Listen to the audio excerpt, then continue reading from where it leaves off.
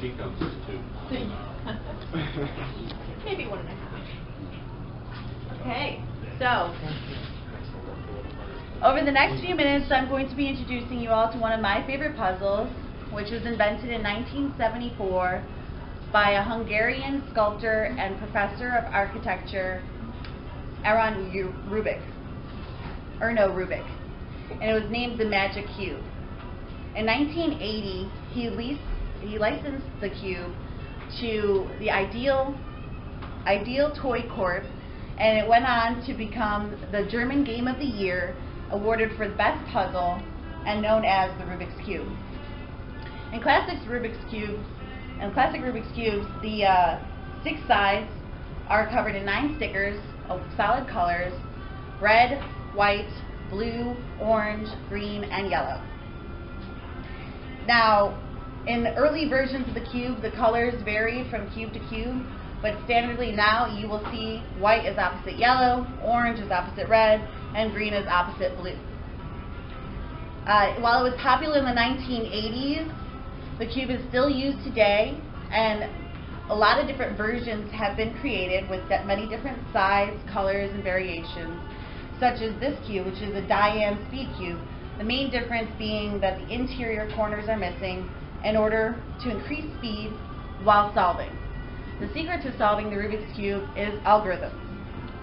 Merriam-Webster defines algorithms as a procedure for solving mathematical problem in a finite number of steps that frequently involves repetition of an operation. Or basically, you rotate or do certain moves in order to move one piece without disturbing the rest. The Rubik's Cube is world-renowned and highly popular, and as of January 2009, according to Wikipedia, over 350 million have been sold worldwide, making this the world's top-selling puzzle game. In order to perform these algorithms, though, we first need to scramble the cube.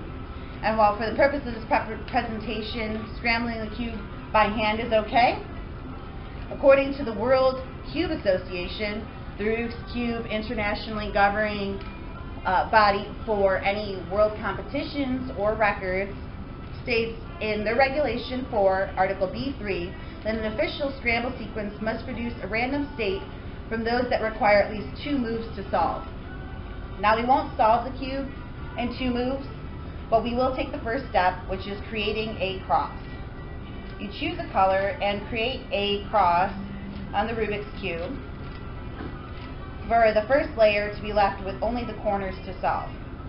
Once you place these corners in the correct location, you have completed the first layer of the cube.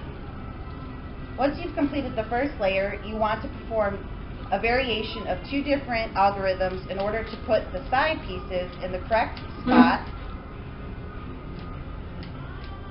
and thus solve for the second layer. Just taking a second.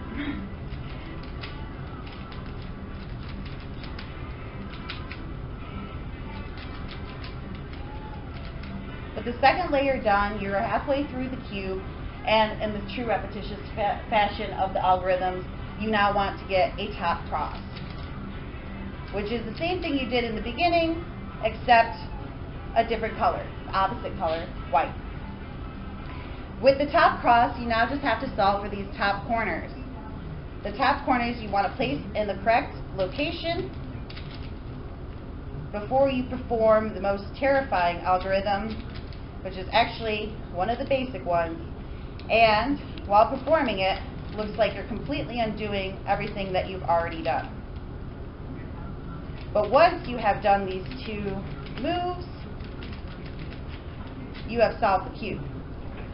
Now, while that didn't take very long, it actually took me about 6 hours the first time that I solved the Rubik's Cube, and since have gone on to solve it in about 47 seconds.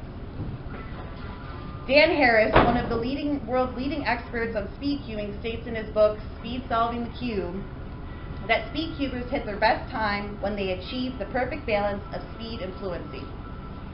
With these algorithms, little time, patience, and a lot of memorization, you can too. Thank you. That is seriously impressive. Thank you. And the speech wasn't bad either. Right.